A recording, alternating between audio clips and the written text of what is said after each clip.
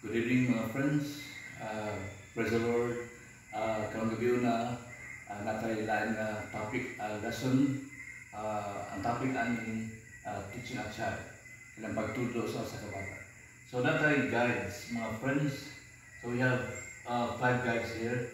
So ang first guide ani ang saan pagtudlo ang bata, teaching with love and patience. So atong tudloan bata uban sa gugma o uban sa pasensya. So, kinahanglan bata matudloan na naging gugma. Nga ang ginikanan dili siya dali masuko sa bata.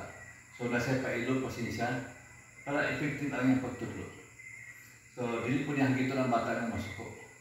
So, teaching with love, naging gugma, pag-atiman, pag-care sa bata. Ikaduha, teaching them to do what is right and good.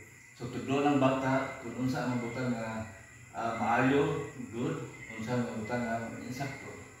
For example, ang bata tudloan siya nga dili siya mangawat. So ang bata tudloan siya nga iuli ang sukli. So ang bata tudloan nga mutuguan siya sa tinuod. So teaching them to do what is right. Another teaching them to depart from what is wrong and bad.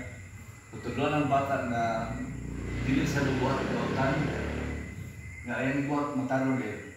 So ang bata tudloan nga dili siya magigarilyo, dili siya maghubog-hubog. Sa pang bisyo anak. So angay sa tudloan nga mabutan na dili maayo. So angay gigigayan sa bata. So tudloan ng bata sa gikanan nga pagbuhat sa mabutan nga maayo o dili yung dautan.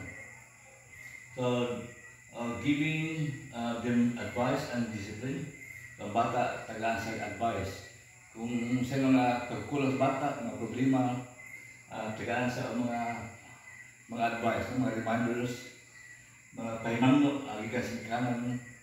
So tagaan sa mga maayong mga ideas. So kailangan sa tagaan mga good ideas para sa iyang kaayuhan. So kung ang bata makasala, so tagaan po sa disciplinary action ka sa parents. So kaya discipline out of love. So ang pag-disiplina ika na sa gugma sa ginikanan para ang bata makatun. So he learned from his mistakes. So disiplina, ang pag-advise, pagtambang. So kinahanglan gikan po sa gugma. Na aduna ba maayong samputan kung ang bata matudloan sa mabutan na maayo. So discipline. Kung walang discipline, ang bata mag-abusa, ma-export ang bata kung wala yung disiplina. So kinahanglan bata ma-discipline siya, pagtubo siya nga maayo ubuutan.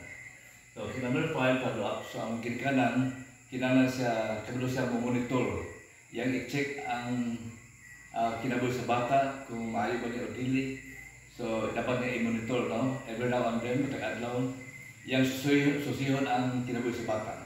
Kung ang bata ba, nagkinabuhi ba niya maayo, o kinabuhi ba nagdautan. Kung nagdautan, ang ay tambagan sa ginikanan. So, ang ay i-follow up ang bata sa ginikanan para ado lagi maayong resulta. Ang bata yun, may mo siyang mayong sunundon, may mo siyang good example, magsinutan ng bata, para may mo rin kalipay sa kapamilya. So I hope you like the teaching, the lesson for tonight. I hope you learn something. So God bless us all. Praise the Lord.